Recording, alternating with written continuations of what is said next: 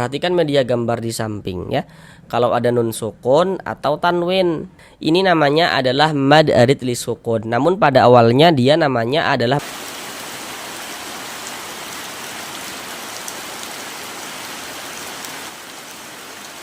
Assalamualaikum warahmatullahi wabarakatuh. Jika memiliki permasalahan belum lancar di dalam membaca Al-Quran, kemudian belum memahami ilmu tajwid Al-Quran sehingganya tidak percaya diri ketika membaca Al-Quran, mari belajar mengaji Al-Quran di channel ini.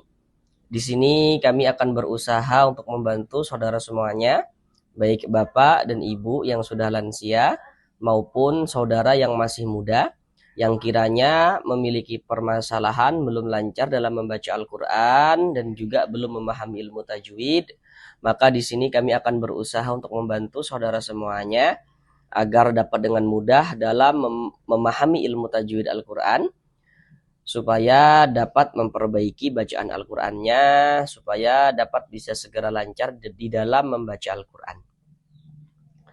Dengan penjelasan tajwid yang akan kami jelaskan dengan pelan-pelan, ditambah media gambar di dalam penjelasannya, semoga saudara semuanya, bapak dan ibu, dapat dengan mudah dalam memahami ilmu tajwid Al-Quran guna untuk memperbaiki bacaan Al-Qurannya.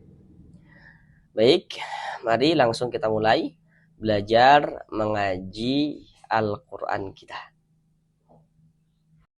Marilah bersama-sama kita lanjutkan kembali belajar mengaji Al-Quran dengan penjelasan tajwidnya yang pelan-pelan guna untuk melancarkan bacaan Al-Quran daripada saudara semuanya, bapak dan ibu.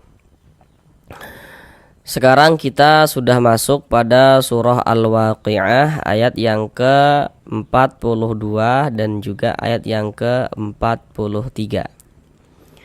Mari kita baca bersama-sama terlebih dahulu dengan pelan-pelan. Baru setelahnya akan kami jelaskan juga tajwidnya dengan pelan-pelan. Bismillahirrahmanirrahim. Fi samumi wa hamim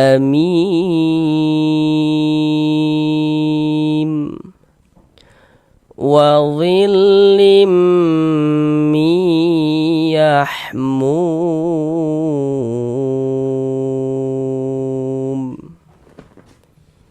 Sekarang mari kita bahas tajwidnya dengan pelan-pelan. Pertama di sini fi dibaca panjang. Kenapa kok fi dibaca panjang? Perhatikan media gambar di layar. Perhatikan rumus 1 yang warna hitam. Nah, jadi rumus-rumus yang warna hitam itu ya, huruf mad itu ada 3. Yang warna-warna hitam itu ada huruf ya sukun sebelumnya harokat kasroh, rumus 1, rumus 2 huruf waw sukun sebelumnya harokat dhammah, rumus 3 huruf alif sebelumnya harokat fathah. Nah, itu yang disebut dengan huruf mad itu.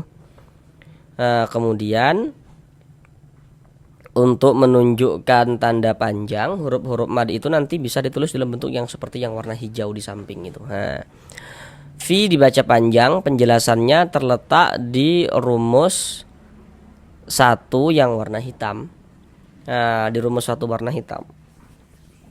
Jadi kalau kita mengaji Al-Quran bertemu dengan huruf ya sukun, ada huruf ya sukun sebelumnya harokat kasroh. Ini huruf ya, ini tanda sukun tuh seperti ini. Huruf sukun itu disebut juga dengan huruf mati atau huruf sakinah. Jadi kalau ada huruf ya sukun sebelumnya harokat kasroh, maka huruf yang memiliki harokat kasroh ini dibaca panjang, sehingganya fi kita baca panjang. Mad tabi'i panjang 2 harokat sesuai dengan rumus 1 warna hitam. Fi samu, mu dibaca panjang, perhatikan rumus 2 warna hitam. Nah, jadi kalau kita mengaji Al-Quran, apabila bertemu dengan huruf waw sukun, ada huruf waw sukun sebelumnya ada harokat dhammah, Kalau sebelum itu yang berposisi sebelah kanan kita ya. Ini huruf waw sukun. Sebelah kanan waw sukun ada ini nih, ada harokat dhammah namanya nih atau tanda baca dhammah. Maka huruf yang memiliki harokat dhammah dibaca panjang. Nah, waw sukun sebelumnya atau sebelah kanannya waw sukun ada harokat dhammah, maka huruf yang memiliki harokat dhammah dibaca panjang. Sehingga mu dibaca panjang. Mad tabi'i panjang 2 harokat. Samu, miu, tanwin. Setelahnya huruf waw. Perhatikan media gambar di samping ya.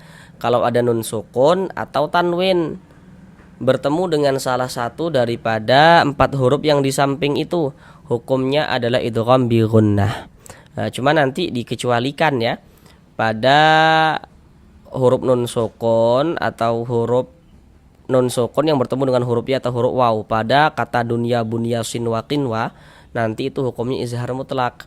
Tapi kalau tidak pada 4 kata yang telah kami sebutkan tadi itu, maka hukumnya idgham bi gunnah. Maka nun sukun atau tanwin bertemu dengan salah satu daripada 4 huruf yang di samping, hukumnya idgham bi gunnah. Cara membacanya diidghamkan. Jadi bunyi tanwinnya ini dimasukkan ke huruf waw, melebur ke huruf waw. Kita baca miu, kemudian di bagian miunya itu suaranya itu kita tahan, kita panjangkan sejenak sepanjang 2 harokat. Miu wa hamim. Nah, seperti itu.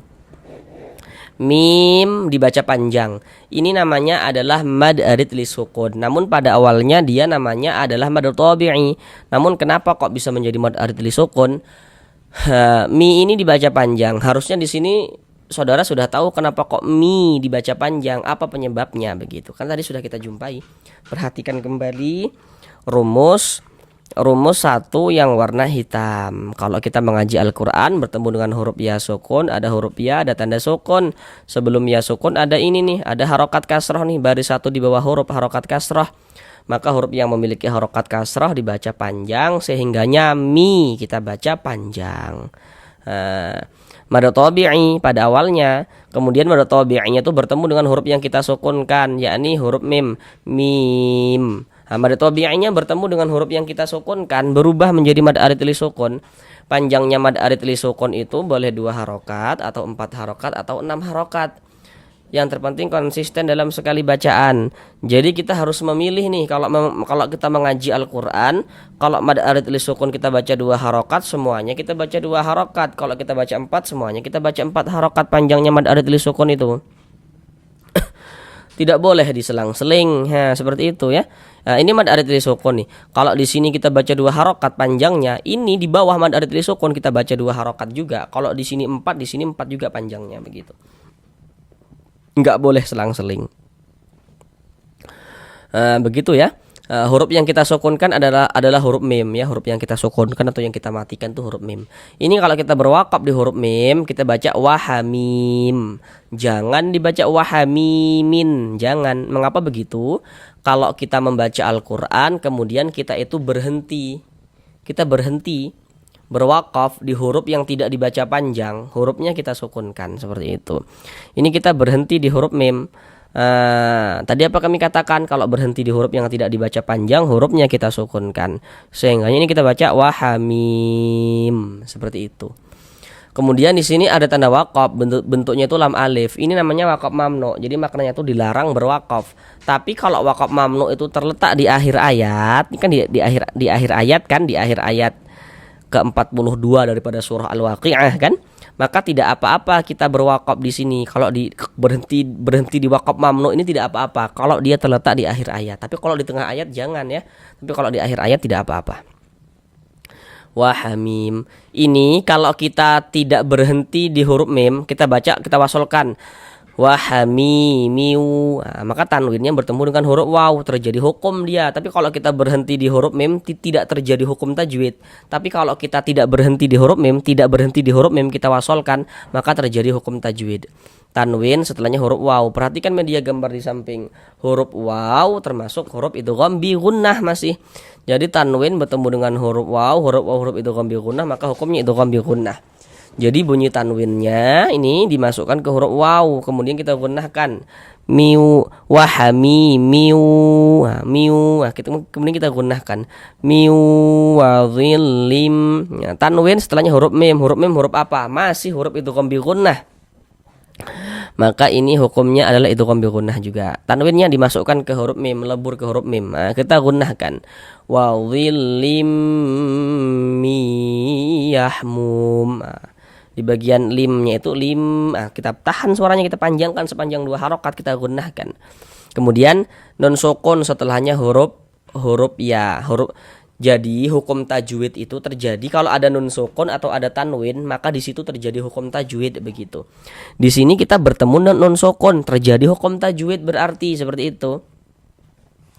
Perhatikan media gambar di samping masih ya. Huruf ya, ini nun sukun bertemu dengan huruf ya. Huruf ya masih huruf idgham bi gunnah. Maka ini hukumnya masih idgham bi gunnah. Jadi bunyi nun sukunnya ini masuk melebur ke huruf ya ini. Kita baca mi ya. Kita masukkan mi. Kemudian di bagian mi nya itu suaranya itu kita tahan, kita panjangkan sejenak sepanjang 2 harokat. Mi yahmum.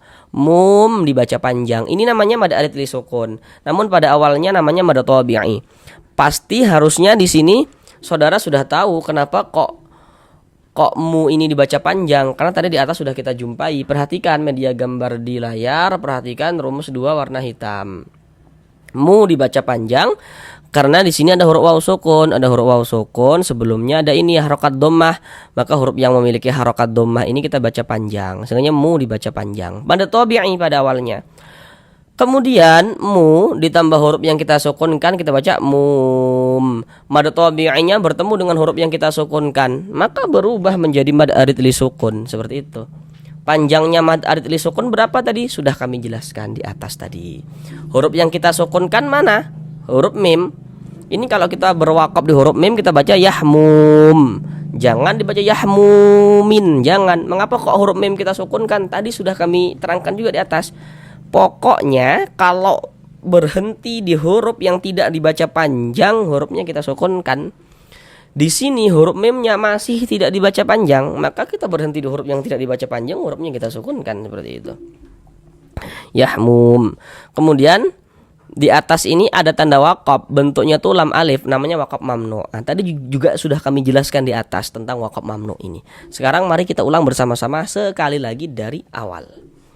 Bismillahirrahmanirrahim.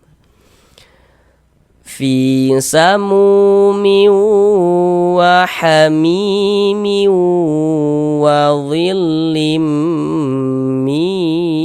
yahmum. Sampai di sini belajar mengaji Al-Qur'an kita. Jika ada yang kurang dipahami atau belum dipahami misalnya dari penjelasan yang kami sampaikan, maka tulis saja pada kolom komentar, tanyakan saja, nanti akan kami bantu jelaskan kembali hingga saudara semuanya, Bapak dan Ibu dapat memahami tajwid Al-Qur'annya dengan mudah supaya dapat memperbaiki bacaan Al-Qur'annya. Terima kasih. Assalamualaikum warahmatullahi wabarakatuh.